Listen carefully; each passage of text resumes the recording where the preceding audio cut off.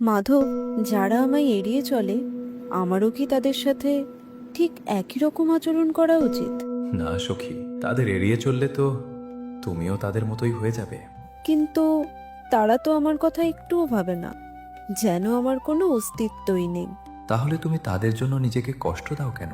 মানুষকে ভালোবাসা ভালো, কিন্তু মাঝে মাঝে কিছু মানুষের জন্য ততটাই জলে নামতে হয় যতটা তারাও তোমার জন্য নামছে।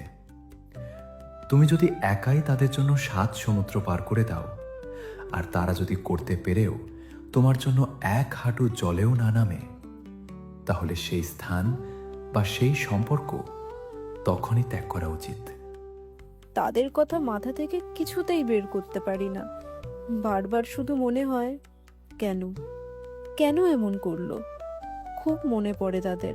মন তো চন্দনের মতো হয় সখী, যাকে ছুঁয়ে তারই সুগন্ধ আপন করে নেয়।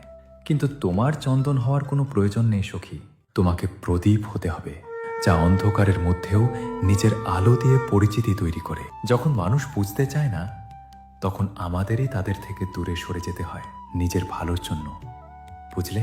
এইসব নিয়ে ভাবলে চলবে না সখী, সামনে এগিয়ে চলো। আমি সবসময় তোমার পাশে আছি। রাধে রাধে।